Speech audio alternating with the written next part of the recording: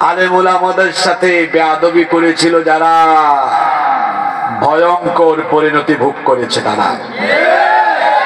অঙ্কুর নয়া নয়া আরো কিছু বাড়াইরা, এরাও আলিম ওলামা হলিয়া যে কথাবার্তা হইরা হুজুর হল নামও সুন্দর হয়ে নিতা করেন না।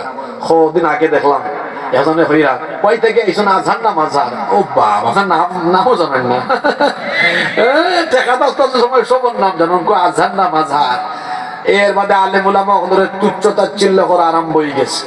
সাবধান করছি, আলেমদের সাথে বেয়াদবি করে এর আগের 15 বছরে যারা ক্ষমতার অপব্যবহার করে আলেমদের উপরে নিপীড়ন করেছে, এদেশের মানুষকে মজলুম বানিয়েছে, আগের তারা তো হেলিকপ্টারে উঠার সুযোগ পেয়েছে।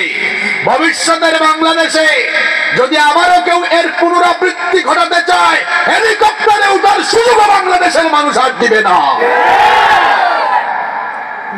সাবধান ওই যুক্কা, বুঝলে বুঝফাতা, না বুঝলে তেজফাতা, বাঁধে মজা বুঝবা। ঠিক আছে নি কথা? আল্লাহ আপনারা হেদায়েত দৌকা।